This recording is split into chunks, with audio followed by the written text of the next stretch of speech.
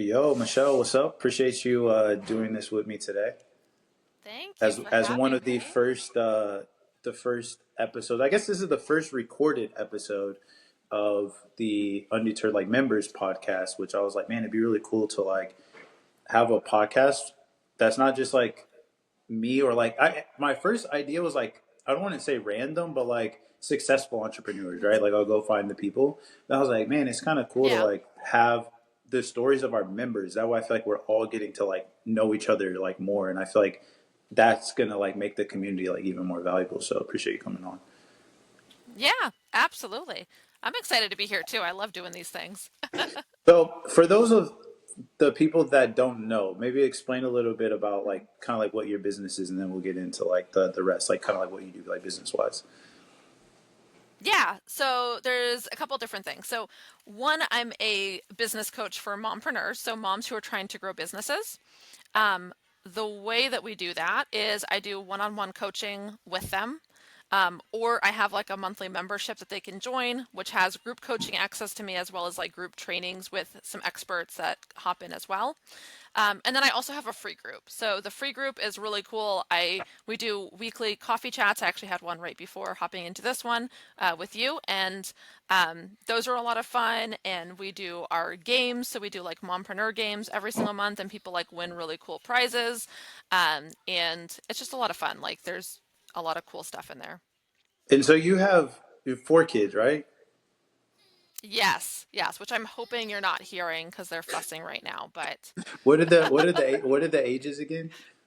so I have a 6-year old, a 4-year old, a 2-year old, and then my youngest just turned one 2 days ago. Man, this is crazy. So the thing I like about you is it's I think in the coaching space, you have people that are they just kind of want to make money, so they're just I'm gonna help these people do this thing, and they have no idea one how to get them results or what it's like being in that Yeah. situation. But it's not only are you a mom, but you're bro, I have 4 kids running around, so let me show you how Yes. I'm managing this. How did you get Yes. to so the cool thing for people that don't know is inside of our community, we do these free workshops. I think you're the first person to do. Yeah, you're the first person to do a workshop too. So you're Yeah. just breaking all the barriers. But It's what I in do. that workshop, you talked a little bit about how you got to where you're at now. Kind of, Mhm. you know, not to go. I guess you could kind of pick the starting point, but I guess the thing a lot of people wonder is okay, you're helping moms do make money online. How did you get to the point where you were able to know about all that type of stuff? What does that journey look like for you? Yeah, so I can tell that story, but just kind of condense it so it's not as long. But ultimately, what happened was I was a student loan debt collector when I got pregnant with my first, and it was a surprise The pregnancy. devil, the devil. And No, I'm just kidding.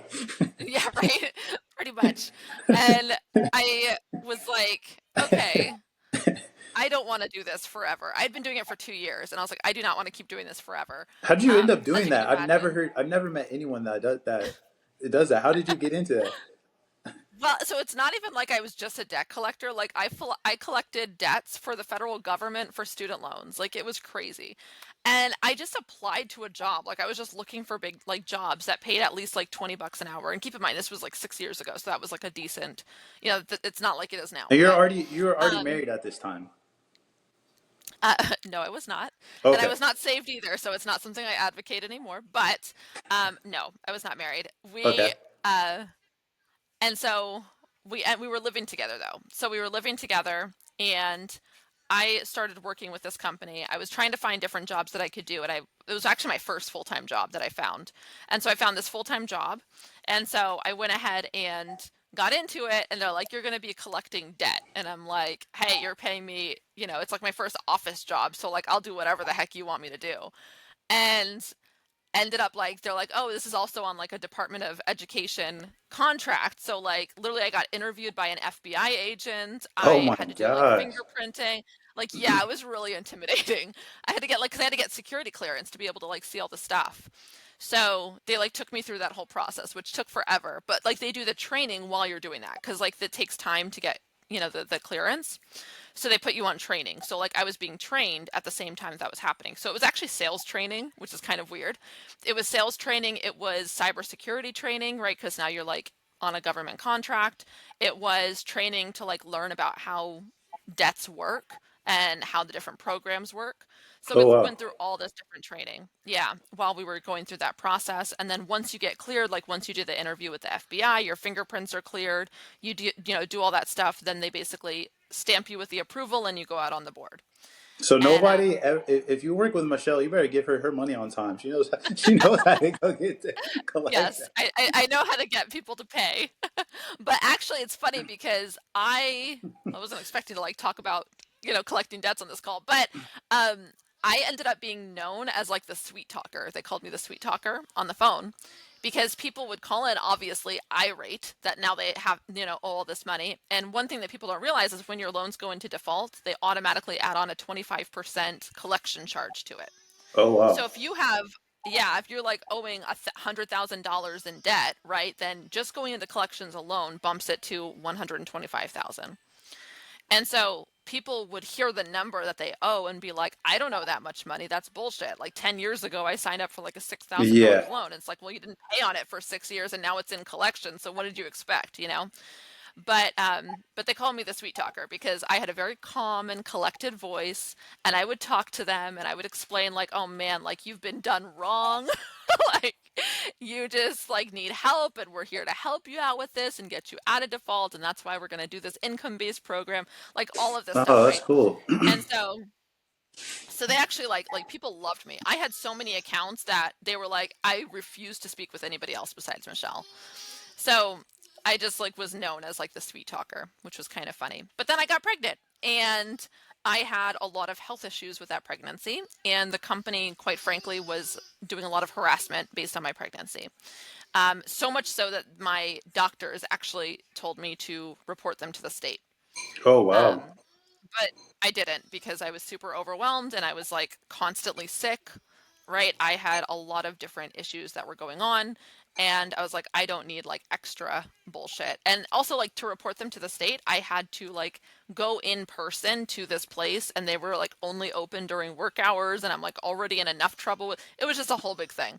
So I was like, I'm not gonna like I didn't do that. But I very quickly realized I'm like, I can't keep working here. And then also when I had my baby, I wanted to be able to be home with her. So I quit my job and I was like, I need to figure out what I can do.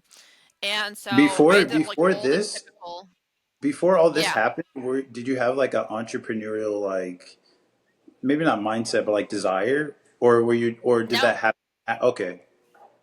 completely out of necessity. I mean, I think like in the back of my brain, I was probably like, oh, it'd be really cool to like own a business and do all that cool stuff. But never in a million years did I think I'd actually do it, or was I working towards pursuing that. Right? In my brain, I'm just like, I just need to get a good job and make good money. And I was like a college dropout. So I was like, I need to do that without having a big fancy college degree and all this stuff, right? So where And did you so, grow up? What state were you growing up in? uh, well, when I was 15, I moved from Texas to New Hampshire. So, Okay, where in Texas whatever you did you want to grow up? say, Dallas Fort Worth area. Oh, okay. So, all right. So Yeah. then you're doing collections. That's not going well. You have a Yeah. kid, and then you're like, all right, I need to like figure out something Well, so that I was makes money. pregnant. I was pregnant and I decided to quit. I'm like, I can't do this anymore because I was pregnant and they were just being horrible. And so I was talking to my husband and he literally just changed companies to someone that would literally pay him twice what he was making. Oh, And nice. so he did that, which was an amazing feat because honestly, I wouldn't have been able to quit my job had that not happened. But he was able to do that. And so I was like, all right, cool. Like, let's do this. So I quit my job and I was at home. And while I was there, I was very quickly, it's like, okay, like we're paying the bills, right? But it'd be nice to have more money. And so I started trying to like figure out how I could make money at home. Um, and so like as most mompreneurs, I did the typical things. I like started a blog. I started like doing MLM, trying to like sell products for people, Mary right? Kay. And stuff like that. Yeah, just ignore like my half naked children running around behind me. Um, they're The like, cool thing is like you help any moms. So moms? like the people that aren't moms I was probably are like, oh my god, you have to have this perfect background. But like all the moms are like, okay, cool, I can do a You know podcast what's now. I totally funny? did it. I was on my coffee chat this morning, and specifically my half naked one kept running in here to like steal apples out of the fridge. And I'm like, just ignore her. And they're like, they were all dying laughing. And one of them was even like, seriously, like, actually, so one of the ladies that showed up, she has 7 kids, and she's like, literally, all 7 of them are just butt naked right now. I'm like, that's how it is sometimes. Like, I think what people don't realize, even though like we're kind of going on a tangent, but like I think these are yeah, the yeah, things that get people, like they're the connection points that make people want to work with you. Like yeah, everyone thinks it's so much of like the messaging, which it kind of gets the foot in the door, but then they're like, dude, my kid runs on like that too. Like that's so cool. I saw you on that podcast. So like they're gonna remember that. So yeah. okay, so Oh, yeah, you're absolutely. pregnant, and then you're like, he's So, yeah, making I'm more pregnant. money, but I quit. He's making more money, but I'm like, we still need to make more money. And so I started doing like MLMs. I started a blog. I started all these things thinking something's going to take off. Of course, none of them did. what And then was I the was like, all blog right, about? like, oh, I don't even remember if I'm being honest with you. I don't even remember. I don't think I had zero business skills, guys. I did not know what I was doing. I was just like, other people are making money with this, so like, why can't I? But like, I had no plan, so I don't know. And then, but then I finally realized, like, okay, if I'm going to do this, like, I need to find a way that I can provide value to people, right? And I need to be able to do it remotely. And I don't remember what I saw, but I saw something that came up about bookkeeping. And I was like, well, like like it's not like I have no history in doing accounting or bookkeeping. I was like, but like I'm not an idiot. I know how to put up budgets. I know how to like do audits. Like I did some of that actually when I was doing the debt stuff, right? So I was like, I could probably learn this. So I got a whole bunch of courses. I did a whole bunch of like read a whole bunch of books, and I just learned it. And then I was like, okay, now I need a someone that I can do this for free just to get experience. And so I started asking around. I was like, look, I was totally honest. I was like, I'm new to bookkeeping, but I've taken all these courses. I just need someone that I can work with so I can get some experience. I will do it for free.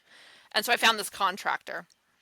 He's like, all right, yeah, like free bookkeeping. I'm not going to say no to that. So I went in, I fixed up his books because they were terrible, and I was able to keep going with them, which was awesome. And then I started like signing on clients, and I was like, this is so cool. Like I'm actually getting money now.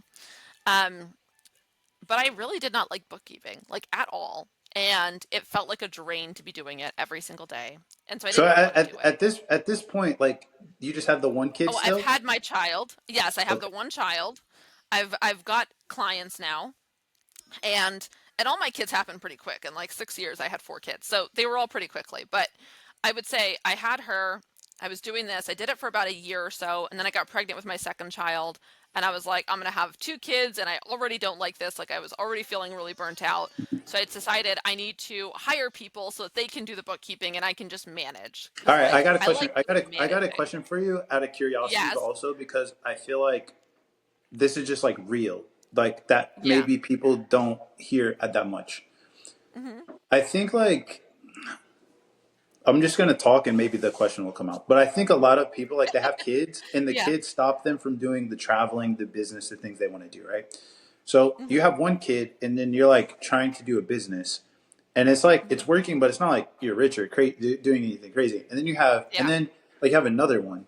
So it's like when you have another one and all this stuff is going on, what like I feel like a lot of people are like, dude, this is too much. Like, I'll never be able to do that. Like, I think there's a lot of people in that situation, maybe moms that are like, yeah, but I already have 2 kids. It'd be nice to have a business, but I don't have time for that. That's too much of a risk. Hmm. So, like, how does that make sense? And like, what was your mindset around Yeah. that? So, So I think I am blessed that I have a personality that allows me to do hard things.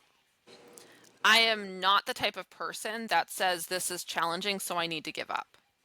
I'm the mm, type of person that says this is challenging, so I need to figure out how to make it less challenging. there's a word for And that. so, undeterred, right? Yes, yes. So I think that's been really beneficial to me. Um, but that constant pursuit to make things easier. Another thing that I will say is even after, like, we'll get to it a little bit later, but I had my bookkeeping business. I actually grew that to having multiple employees. And then after that, because I became super overwhelmed by everything, I closed the whole thing down. That was like my giving up moment. Um, and then I kind of took reinventory and I ended up opening up a marketing agency. Okay. And we can talk a little bit about how that happened because I did my bookkeeping business and honestly, like it went really well. Like I was doing fine getting clients. The issue was I didn't know how to hire people and I didn't want to do the work, right? If I'm being honest. Okay. And so I was hiring people that weren't good at it. and then I was having to oversee them, having to fix problems, having to manage everything, and I was doing just as much work, and it was super frustrating because now I'm getting paid less for doing more work, right? Oh yeah, Because I'm also true. paying my employees. And so at this point, like now I'm working a lot and I'm getting paid like very little compared to what I was before. And so I was even more frustrated. And so what ended up happening was I ended up just shutting down the whole thing. I transferred my clients over to another bookkeeper that I knew would do a good job. Um, and I ended up kind of taking like inventory after that. I was like, what do I actually want to do? And at this point, I had the entrepreneur bug like big because I'm like, I know this is what I want. Like, I saw the flexibility that I had, I saw the potential it had, but I just couldn't get through to it, right? And And so you're at at two that kids at this point, point. I'm at two kids at this point, yeah. Okay. And so at this point, I said, I need to figure something else out. Um, and then I got pregnant with my third kid, and I was like, now I really need to figure something out because, like, there's a lot of kids, like the bills start piling up when you get that many. And and so I was like, all right, I really got to figure something out. So I started asking around. I'm like, okay, I've run a business. I have X, Y, and Z skills. I said, just pay me for doing anything. Like, I'll do virtual assistant work. I'll like make calls for you. I'll like do some marketing or social media, like whatever you guys need. And I had a bunch of people reaching out to me, people that I had met through like growing my business and networking, that basically said like, you are really good at social media. Can you just do my social media for me? So I'm like, all Oh. right, like how does this much sound? And they're like, all right, cool. So I started literally an what do they call it? SMMA business. SMMA, yeah. Yeah. So I started that. And so I was doing that for just these friends for like some extra money. And honestly, it was going really easy. I made a ridiculous amount of money for my time doing that. But I also realized that I knew I didn't want to do this long term. And I knew I had an opportunity now because now I'm doing marketing, which was to get better at marketing. And I also knew that by getting good at marketing, I could do anything later on because I would know how to Mm. market it, right? So I was like, I'm just going to go all in on marketing. And so every single dollar I got, I put right back into a book, a course, a something. And so I learned sales. I learned like I took like a sales course by Jordan Belfort, right? I took like a whole bunch of I bought like a bunch of books about marketing and email marketing, and I took courses for these things and just like built up all these different things. And then as I learned these skills, I started adding it to the services that I offered. And so I started doing more stuff, and I connected with like a web developer and an SEO specialist. And so I had like them on subcontractor. So started doing websites.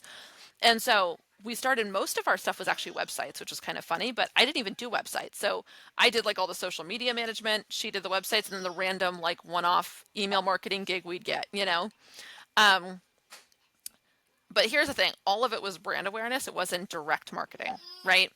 And so I was still having a hard time with it.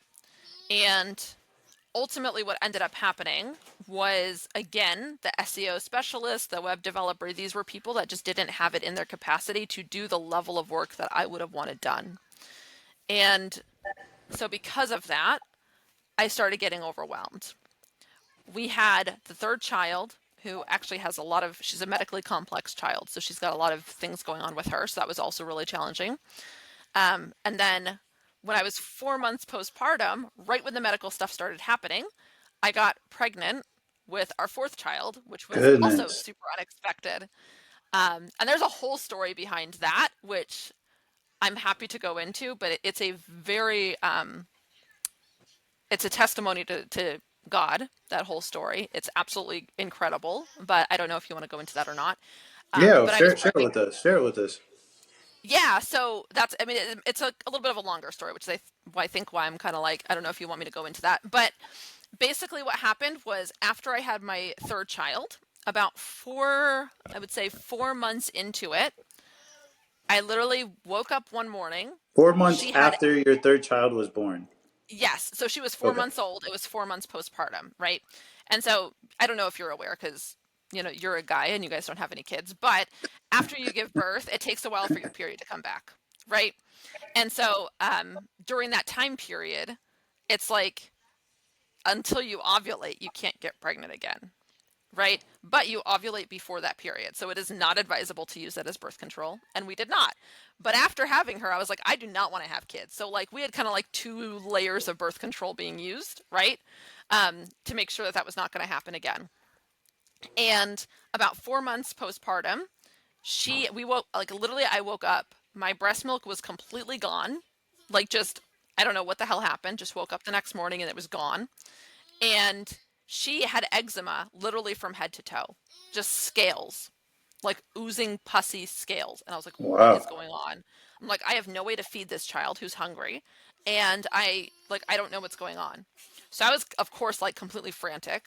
I was able to get like donor breast milk and stuff for her until we figured out a strategy. And so we ended up getting formula. So she was formula fed after that point, because the breast milk never came back. And of course, like during that time, I was trying to get it back. So I was like taking all the supplements. I was like doing all these things and it just wasn't working. So we had her on formula.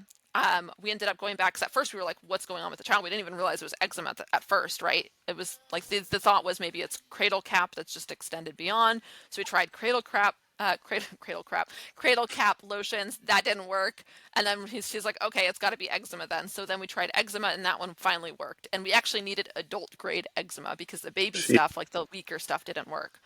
So, which we actually had some issues with the pharmacy because the pharmacy was like, we're not giving this to a infant. And I was like, nothing else is going to work. And she was scratching herself to the point where she would literally scratch through her skin and just keep scratching. oh, So yeah, so like we had to have her like swaddled up constantly so that she couldn't get to herself and scratch. Like it was a nightmare. So finally, like 2 months later, we're like seeing the other end of it. The cream is working. It's starting to clear up. She's not itching herself nearly as much. We still have to swaddle her up a whole bunch. We've now got formula, all this stuff. But at this point, I haven't been breastfeeding for 2 months. And normally, within a month of stopping breastfeeding is when your period comes back, right? So I was like, that's kind of weird. It hasn't come back yet. So I asked my doctor, I was like, should I be concerned about this? And she was like, no, like, it's shouldn't be that much of a concern, but like if you're really concerned, you can take a pregnancy test. And I'm like, well, like we never got our period back and we're, using protection. So like there's zero chance that that's happening. But about a month prior to that, I missed this part. A month prior to that, I had a dream. So this is where it gets crazy because I had a dream that God came to me in this dream, and I've had a couple, I guess you could say, prophetic dreams that God came to me in. But I had a dream, it was super vivid, that I sat up in my bed. I had woken up in my bed. I sat up. My kids were asleep because we co-sleep, so they all sleep in the bed with us. So like my kids and my husband were in the bed, and I looked over and God, like I don't even know how to describe it, but just God was telling me and said, "You guys are going to have another kid. It's going to be a boy, and he's going to lead your husband to faith. And you have to tell your husband about this." oh, wow. And so I woke up, like I got chills talking about it, but I woke up that morning and I was like, I'm not telling anybody about this. Like that's crazy, right? Like that's not going to leave my mouth because that's insane. Like one, we're using Uh, protection and like I don't want another kid, so please no. And then on top of that, like the fact that we would have a boy, like that's very specific, right? And we had three girls, so like the odds of having a boy were also kind of slim. And then that he was going to lead my husband to faith. So at the time, I was a believer. I was raising my kids that way. My husband was fine with that, and he would say he was a believer, but he really wasn't, right? Um, and so it was one of those things where I was like I had been praying for like 3 years at that point because I had been saved again by a dream, but that's a different story. 3 years prior to that, um, and so it's for 3 years I had been praying that like please come and like save him too, right? And so having that dream was like crazy, but I'm like, I am not telling him because part of me, honestly, I had fears that like, what if this wasn't like, I knew deep down that it was real, but I was like, what if this doesn't happen? And then now it's like more proof to him that it's not real. You know yeah, what I yeah, mean? yeah, yeah, yeah. And so, because it's such a bizarre claim, like, you're going to have children despite the fact that it's like a 0.0001% chance that's going to happen and it's going to be a boy and you know what I mean? So I was like, that's crazy. So I didn't tell anybody. So anyway, so fast forward that month, now I'm like missing my period. I'm like, are you freaking kidding me? So I told my doctor about it and she's like, well, you can take a test. And instantly I remembered that dream. And I was like, you've got to be kidding me. So I go and I take a test and sure enough, it's like as soon as possible, it pops up with the positive. And I'm like, are you kidding me? Wow. So I told the doctor and I was like, all right, looks like I'm pregnant. And she was like, oh, congratulations. I'm like, you don't understand. Like, you don't know what just happened. This is insane. And so, and if I'm being perfectly honest, I did not want to have another child at Another that one, point yeah. in the future. Sure. Like I didn't feel done, but I didn't feel like I wanted to go through all that again so soon. And so I was really upset. But and then I called my husband and I told him that we were pregnant. And he was like, are you freaking kidding me? And I was like, yes, like this is actually happening. I'm not kidding you. This is real. And so he, of course, didn't have the best response either. And again, I think that's just like being honest and vulnerable, where like I think a lot of times we just assume that a pregnancy announcement is a positive thing. Yeah, But yeah, this yeah. one That's wasn't. real. Like it wasn't That's at real. all, right? And so, like, half naked kid. Hold on. They're such a blessing.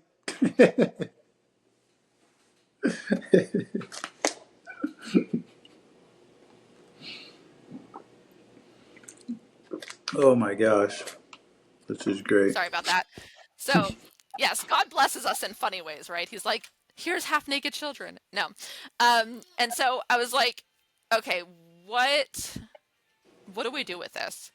And then I remembered also, was like, oh, and I was supposed to tell him, and I didn't do that. So that was kind of bad, right? And then honestly, like, I felt a lot of shame and guilt around not having told him before. Because how much more powerful of a testimony would that have been had I told him when I had that dream, right? Yeah, true.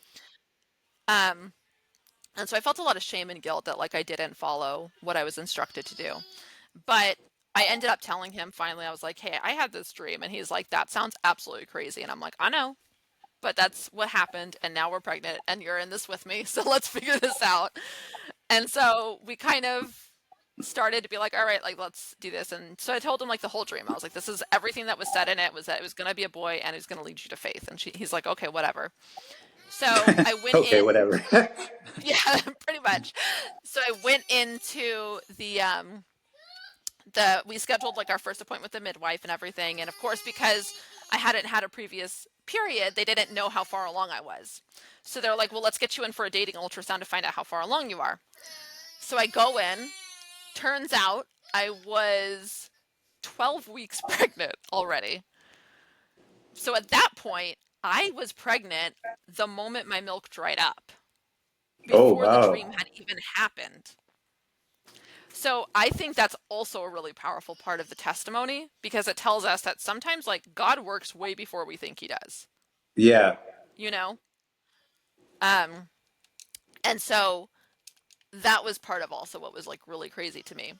But so anyway, but I had like skipped the whole, like I didn't have any symptoms of pregnancy during that whole like first trimester, which is, a blessing also. But um after oh my God, give me a second.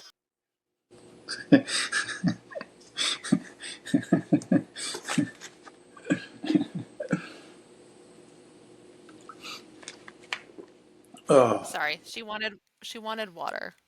So um anyway, so we ended up after that I was like, okay, so we found out that I was like 12 weeks along. And so she's like, well, we can actually do blood work to find out the gender, like right now. Like we can do blood work and it'll take a few days to get the results in. So I was like, let's do that. Cause like I am dying at this point. And my midwife is a believer. So like I told her about the whole dream and she's like, oh my gosh, we have to find out if this prophecy is real. Like, let's do the blood work and we can see. So we did the blood work. Because I had to do the initial like blood work anyway for the You mean for you the don't pregnancy. have to wait until they're 7 years old and they decide for themselves? No, I'm just kidding. Let's not go down that rabbit hole. We can if you want to, but No, we're good. We're good. but yeah, no. But it was so funny. So they're like, "Oh, you can do the blood work." So I was like, "Okay, cool. Like, let's do that." So we did the blood work, and this freaking kid. You know how many times I've told her not to come in here while she's butt naked? All right, you need to go. Thank you. Um, and so we just look at that. It's too much. So anyway, so we did the blood work, and then after that, she was like, she messaged me later that day because it was like on a Friday. So it was like the FedEx like still had to ship it and then they'd have to process it for a couple days. So she was like texting me later that day. She's like, I just chased down a FedEx truck so that we could get it in today instead of like getting in tomorrow or something. And I'm like, Oh, what other midwife would do that? Like, you're amazing. So it's so funny. But anyway, so we ended up getting it. I think it was like the next Monday or next Tuesday was when we got the results. And sure enough, it came back as a boy. And I was like, holy crap, like that's insane. So like 2 out of 2 so far, right? For that dream. So I told my husband the only thing he could say was, that's really eerie. I was like, it is really eerie, right? And so I was like, how do you approach something like that? I still didn't like want to tell anybody because I was like, this is just so bizarre. But what was amazing was that again, we found out when I was like 12 months, like 12 weeks pregnant. So that's already like the 12 first months third of it. pregnant. So I, No. s- I only had right. No, oh my gosh, no, thank you. Um, so I only had like a few months left really, right before the end of it. And so at that point, I think it was like another like 4 months or 2 months or so. It was around 30 weeks pregnant or so. My husband was leading us in prayer before every single dinner. I kid you not. And he had, I think it was like before that started happening, like 2 weeks before that, he had come home from work one day and he sat down. And I remember it was the weirdest thing. He just looked at me and all he said was like, I can't shake it, but I just have this feeling that I have to get right with God. I was like, what is happening right now? Like every bit of Yeah. that prophecy. And so by the time this baby was born, and there's another interesting part to it too, but by the time this baby was born, he was leading us in prayer. He like wanted to start doing family Bible studies. Like he was full on, like doing this. So every single bit of that prophecy had been fulfilled. Another Dang, just that's awesome. interesting little tidbit, right? Amazing. Another just little interesting tidbit, which I won't extend the story too much longer because I've already like went on this for like 20 minutes now. But my third child was 12 pounds 5 ounces, and I gave birth to her at home. And I love home births, but that was an absolutely horrible experience, which is why I didn't want to have kids so quickly. Again, after that, right? That was like horrible. And so during that whole pregnancy, I had a lot of fear around childbirth again, right? And so I prayed constantly. And my prayer was, I can handle a baby that's under 10 pounds, but if the baby's over 10 pounds, I can't handle that. And God, I need you to step in. And this is what happened. When I was 34 weeks pregnant, my baby flipped breech.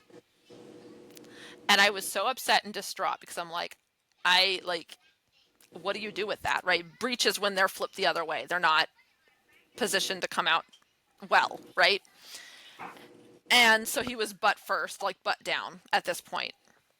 And so I tried all the different things. He would not flip. And so we talked to our home birth midwife, and I said, what are our options? And she was like, well, typically breeches are delivered by C-section. She was like, but like I'm the only licensed midwife in the entire state who can actually deliver breech. She said, but because your babies are so big, I don't think you're a great candidate for it. And she was like, if it's something you want to do, I'm willing to support you through it. But I think at this point, like the best option is to try to get this baby flipped so that we can have the home birth you want, or to find an OBGYN and start scheduling the C-section. And so we ended up choosing, because again, we have other children, so Oh, like I'm we so wouldn't glad need I don't have to childcare. do all this. This sounds fake. Too much. Right? Yeah. So this is why you should like, Shout out bow to all the down to moms out Lauren when there. she's Honestly, having babies, right? honestly. Oh my gosh. But it was scary because I'm like, now I'm 34 weeks, like I have to find an OBGYN, I have to do all the testing with them, like I have to do all the stuff and they have to monitor the baby, like all these things, right? And so I went in and I found an OBGYN. We luckily live literally right across the street from a hospital. So I was like, and I had to come up with a plan because I'm like, we have children, so if I'm in the hospital, right, like I need, who's going to watch my kids? So I had to come up with this whole big strategy. And so ultimately what we ended up doing was we hired a doula, and our midwife would also act as a doula. And so what we ended up doing was, and this is also, again, it's so crazy. I had in the middle of my pregnancy, I had the idea of like, I want a doula there this time. I ended up randomly having a birth photographer reach out to me and she was like, do you want to swap services? Like, I'll photograph your birth and you can like help me with my social media. And so I did it because I was like, cool, like I'd love to have my birth photographed, right? And so like by the time that I got this news of like, oh, you're gonna have to like switch all of your plans, I already had such a team of people behind me. So Dang, it's just that's again, awesome. it's like one of those things that like God just provides because those were things that like I've never been able to afford any of those services, but just the fact that I was able to do it the one time that I actually needed it, right? So amazing. And so by the time everything happened. We were literally right across the street. I planned to give birth there. And the plan was I was going to go in. I had my husband take off the day. He was going to watch the kids, and I was going over with my team of people that could be there to support me. Right. And like I said, we literally live across the street. So as soon as baby was born, my husband was going to get them into strollers and bring them right on over. Right. And do that. And so what we ended up doing was I was going to go over and I was going to have an ECV procedure, which is basically where you have two nurses that are holding your belly and they're trying to flip the baby inside of you. Mm. Absolutely horrible, Oof. horrible experience. That was so brutal. And of course, we tried twice and he did not flip. And so the plan was that in the event of that happening, we would just go straight into a C-section. And so that's what we did. So we went in, we tried the ECV twice, it didn't work, and so they put me into the C-section and he was born at 39 weeks, which is 1 week prior. All of my babies go over. So he was born at 39 weeks, which is fine. Like they're considered full term at that point, right? So everything was developed. It's not like anything he needed to be in the hospital or anything like that. He was 9 pounds 8 ounces. If Wow. we had waited, if we had waited for him to come naturally, whether at 40 weeks, 41 weeks, right? 40 Most of my pounds. babies were born around, Yeah. no, right? It felt like that sometimes, right? No, but he would have been over 10 pounds. And so it's funny because the whole time I kept praying, like, God intervene and do something else if this baby's bigger than 10 pounds. He would have been over 10 pounds. And so all of this stuff that came up that really stressed me out, God had been setting up a way that whole time. He got me the birth team I needed, right? He put the baby breech, which at the time did not feel like a blessing, right? But at the end of the day, when everything was said and done, like, he answered my prayer.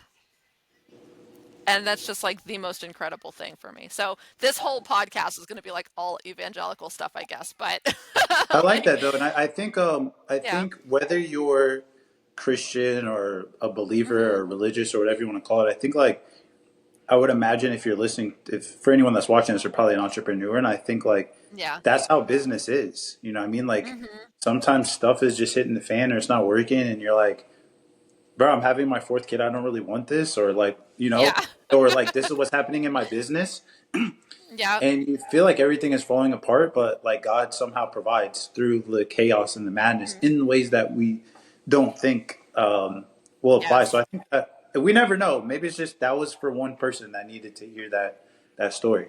yeah. So now at this Yeah, and point, you're so bringing it back to entrepreneurship, yeah, I can kind of go back to how that applies. So during all of this craziness, right? I'm running a marketing agency. So I very quickly got overwhelmed, as you can imagine, and I had to put everything on hold towards that end because again, I had to find a new provider, I had to do all these things. And so I had to put everything on hold. I need you to go in the back room because I'm working. I will fix it later. Go in the back room. Get out of here, cutie. Um, And so I was, and of course she's not going to go in the back room. And so I had to, just wait, Dee. Wait, one day you'll have kids and you'll be like, "Arr!" But yeah. So at that point, I had to like figure out like how am I going to do this. So I basically took an extended maternity leave. Now, luckily, I had set up most of my clients so that they were kind of taken care of. Like I had already done all the work to get me through a maternity leave, but the maternity leave lasted way longer than I was expecting because I had to take it early because now I was finding all these doctors and I was just super mm-hmm. overwhelmed. So I basically just stopped everything there. And then I had a C-section, which meant I also had to have a much longer recovery. And so what typically takes me about 2 weeks, usually you pop a baby out and 2 weeks later I'm like ready to go again, right? Like let's get back to work, let's cook and clean, like let's get this show on the road.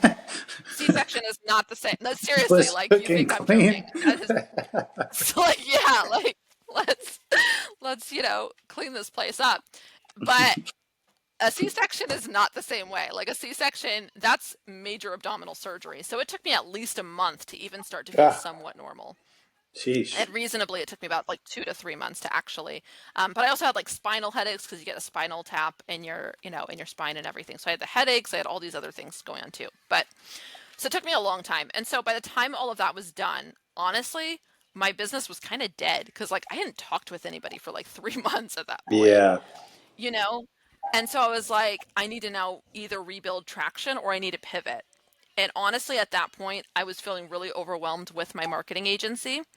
I said, I feel at this point that I want to step into something that's going to fit better with my family. And for me, that was coaching. Because also, like, marketing is very creative work. And it's hard to do creative work when you're constantly being interrupted, as I am as a Yeah. busy mom, right? Yeah. And so I was like, that means I'm going to have to stay up after everyone's gone to bed to do hours of work. And that's just not sustainable or good for me, right? So I kind of realized I need to change this. And so I decided that I wanted to go into coaching. So it's like I've built successful businesses and I know firsthand how it is as a mom to do all of these things. And I know so many moms that are kind of in a similar place where there's like a deep need to make more money, but they don't want to either pay for childcare because the cost benefit doesn't make sense, right? Or they just want to be able to raise their kids or homeschool their kids and they don't want to have to go to work, right? And so that's kind of where I decided to do this. Now, what I chose to do was I actually purchased a mentor. Because I was like, I need just some one-on-one help to just help me streamline it, teach me all the things. Like I've learned a lot in these 4 years, but like I need help on like where can I get this to the next level and how can I streamline things and kind of make sense of all the stuff I've been kind of learning on and off, right? And so I ended up hiring a mentor. I worked with a coach and they helped me set up and streamline my entire business, gave me a ton of educational material and had me join like their mastermind. And so now like every week I get access to their mastermind and I realized how valuable that was. So then I joined a whole bunch of other masterminds that in this, on school because this was all through school. And so I moved everything on school. I opened up my business and I was just doing all these masterminds so that I could just learn as much as I could and then use that information to teach my clients, right? And so I learned everything that I was learning through them, everything that I was learning through my experience, and I just started helping moms. And that's kind of how I started doing what I do now. And I absolutely love it. During the day, I do things like this. I do my marketing, I do my networking, I do all my calls in my groups. And people love it because like I'm a mom, so if my kids are running around butt naked, like they think it's funny, right? And like it's part of my brand almost in a weird way, right? And then but if I work one-on-one with clients, I do that on the weekends or the evenings when my husband's home. So he takes all the kids, Oh, he okay. brings them into the back room. So that way I can work like one-on-one with you, no distractions, like let's get shit done, you know? And so that's like when I'm working one-on-one with my clients, they get that undivided attention. The thing that I think I'm saying I think obviously because I'm not like a mom that has like personally worked with you, but just from like Yeah. our interactions and I feel like you're someone that's like you're really trying to help moms like Mhm. in a genuine way, like make money online, but like have a better life for their family. Not just like, hey, Yeah. you're gonna be a boss babe, workaholic, making 100K per month, so you can get a Yes. pink Escalade and do all this other type of stuff. It's like I think the thing that and maybe you can speak on this if you want, but I think the frustrating thing for those of us that like really care about impact is sometimes the growth is like small. It's like slower in the beginning, Hmm. and it can be harder for other people to see that vision.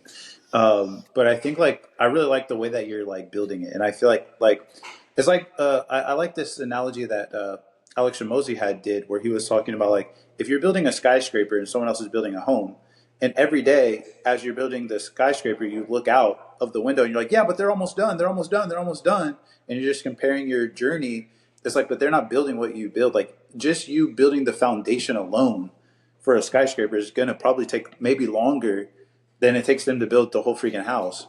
And so you have to know like the direction you're going, what you're trying to build. So I really like what you're doing. I think that it's going to turn into something that neither one of us could even imagine. It'd be kind of cool to like look back on this of like, dang, remember when your kids were running around naked and we were just talking about like, Yeah, and I want to also speak a little bit to that because right now there's a lot of women entrepreneur spaces that are really successful.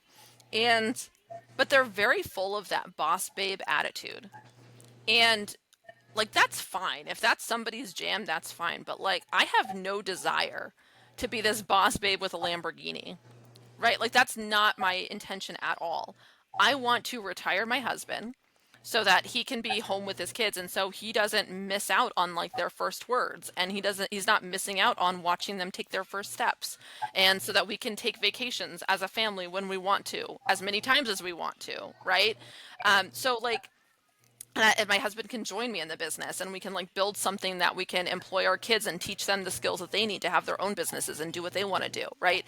And so when I think of kind of what I'm building, I feel like I'm building family legacy, right? And so a lot of these spaces, I think what they're missing is that family, that traditional value piece to it. And instead of kind of presenting like, oh, you can just be this boss babe, it's like you can be at home with your kids and have a wholesome family life while also making money. yeah. You know what I mean? It's just a different perspective, and I think that that's where we're a little bit different than some of the other places that I've seen. And I think, like you said, it's cool. Like it's cool to have different vibes, but I think like Yeah. you will attract, and that's why I think doing stuff like this is cool because I feel like the women that are looking for that, they're gonna be like, okay, I now I found someone that's offering that. Yeah. I maybe didn't know that existed. Let me hop in there. So speaking of which, like, how do people find you and like connect with you if they're like, man, I really want to, connect with Michelle or work with her, or like, how does all that work? Yeah, so first off, join our free group because it is free. So it's the Mompreneur Club free. I would say join that. You can DM me directly in there, but even if like you don't want to work one-on-one with me, that's like totally cool. Just join because it's a lot of fun. We have the Mompreneur games. We have other moms in there. I mean, there was a conversation in there about supportive spouses. We just had people talking at like giving suggestions for different period underwear. Like it's a totally safe space that we can all just That's help each dope. other out. So So how yeah, do they find? yeah, so on school. So I would say go onto school. It's school dash six hyphen figure hyphen growth. I should have changed the URL, but now it's all over the place, so I don't want to change it. What's the But I easiest would way for say, them to like find it? yeah, if you Like just type in the if they Mompreneur just go Club, it'll to come up. okay, so go to school and then Yeah, go to either there's school. like a discovery thing or like it should say go to where you can search and then type Yeah, in just go into Mompreneur Discover Club. and type in the Mompreneur Club. It's free. It's got a bunch of pink on it. You're gonna see it. And yeah, it's a lot of fun. So we can also have the description if you want. I can send you the link, and we can just put that in the description to this video. That'll be The only helpful. thing about that is one, I don't want to do it. No, I'm just kidding. I do want to do it. The only thing with Is that is that like I'm just a total jerk? Obviously, no. you're not gonna get free traffic from me. Are you serious? I got this message that because I'm posting now on the Undeterred YouTube channel that I like never used before, they're like your Hmm. channel has to be at a certain point in order to send like to use outside links. I never saw that Really? before. I guess it's like a new thing they're doing. I think it's kind of Yeah, I've never smart seen it because then before. it makes people like commit. It's like, yo, if you want to Yeah, do this other stuff, you better keep posting videos. But yeah. once I can, I will, and Okay. then I'll do a pinned. I can do the comment now, Pinned and then I comment. can pin it. Okay. I don't even think I can pin comments yet either on there. I was like, dang, that's crazy, but I'm sure it'll grow pretty quickly. Another thing Yeah, that yeah. I want to test.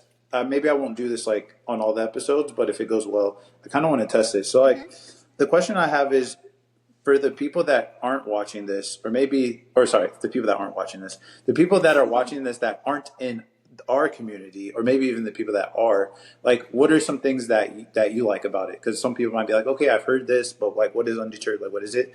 So I think it'd be cool to also get different people's perspective on like what they like about it and the value that they get out of it. That in case people that are Yeah. watching, like, oh, that'd be cool. Yeah, so one of the things I really like about Undeterred is the conversations and community that it brings. I think you have a strong, healthy community in there, which is kind of hard to find with groups, right? So you have a lot of people, they genuinely ask questions, they genuinely engage in the comments, stuff like that. And so I think that that's really helpful. And because it's so engaging, it's really easy to connect with other people. So like I can say just from being in a group, like I've had multiple different, calls with different people, like one-on-one calls with them. And some of them are probably going to end up being, buying from us later on. So stuff like that I think is really cool and helpful. And I've gotten a lot of traffic. Like I've actually had people joining my community from your group that probably wouldn't have otherwise. So I think it's just a great networking location personally. And of course, like, I'm on your mastermind calls, so I find those to be really, really helpful too. Oh yeah, what speak about that? Like I didn't even think about that. Like how what are your thoughts on like that so far? The masterminds, I really like them because it gives an opportunity to just kind of like say, hey, this is stuff I'm working on and how can I make this better? Or like what are other people doing that's working? Like I think that's the real power behind all masterminds, first of all, is like because things are always changing and trends are always changing. And so by hopping into masterminds, you're able to constantly be getting like the most up-to-date strategies that are actually working for people. So I think that that's really helpful.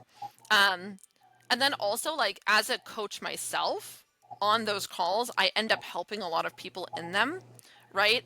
Yeah. And I like that because even though like they're already paying you, so I am not expecting to get any of them as clients, to be quite frank, but it gives me an opportunity to almost like fine tune my own Yeah, coaching skills, 100%. right? Like I'm a believer that the more you do something, the better you get at it. So to me, it's almost like I am now in an opportunity where I can just keep coaching other people as well, and Which it helps me turns into money 100%, eventually, you know, right? Like, because as we get better. right, yeah, like it helps me get better at what I'm doing. So I'm Oh, super happy with it. another question that I want to ask that I was thinking, Hmm. I was like, I don't think people ask this enough on podcasts because you never know who's watching at any given time. Yeah. What is there anything that you need help with right now, or that people that you're looking to connect with? Maybe because you never know. Maybe it's someone that's not in Mhm. either one of our things, but they're like, oh, I know the person that I need to connect you with, or I have the answer to that. I'll drop a comment or whatever. Mm, love that.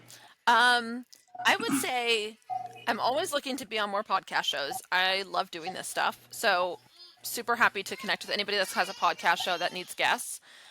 Another thing that I'm looking for is people who have a similar audience. So if there's anybody who maybe they offer services to mompreneurs, right, in specific, or women entrepreneurs, but they don't necessarily do coaching one-on-one, that would be like a really good partnership type of thing. So something like that would be great too. Oh, that's cool. And I think, like you said, that could even be like not coaches. So like companies that are working with moms, like as their target audience. One thing that I'm interested with that we won't know until after this is because right now, so like on your podcast right now, you do like it's the main person speaking and then it rotates. But because this is going to be us side by side, I wonder. I feel like we're not even going to see like your daughter as much in the frame because it's just going to be like us. So I don't know. People I might miss hope out on that. not, because my goodness, has she been in the frame a whole lot? Oh man, it's gonna be funny like whenever she's like older and it's like who knows what she's doing and it's like look at me in this podcast when I was just like roaming around. I, when she is like getting married, you know how they do like those nice little like the slideshows?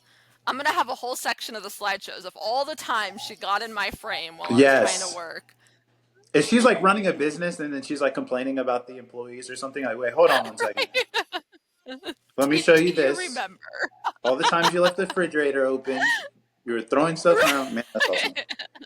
But man, I appreciate you doing Right. this. This was great. I'm Hmm. excited to do these with more people. I think selfishly, I was like, man, I really like knowing like people's stories. So like Hmm. I think the group is a good place where we're all giving like tips and connecting, but I think it's cool to just like know people's like background. I feel like it brings us all like together Yeah. more. Yeah, so I appreciate like I think you've been like the first person to do like a lot of stuff in the community. So I just appreciate you doing this, but then the way you show up and everything else.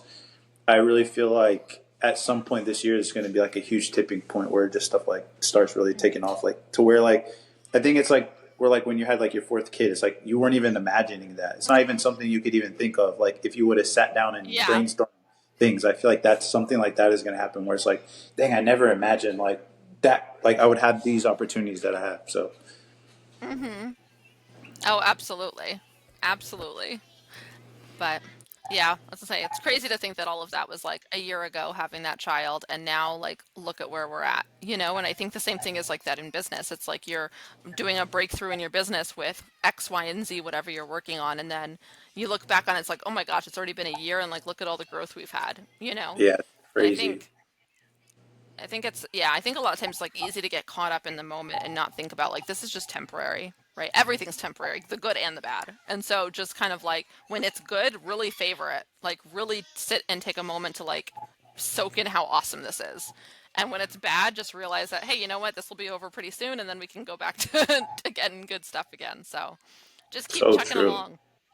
So true. Hmm. Just be undeterred, y'all. Yeah, exactly. Undeterred. I know I got to get myself one of those shirts. I'm We're repping gonna the get it school, to you but I got soon. to All love right, it. y'all. Love We'll it. catch you guys on the next one. All right.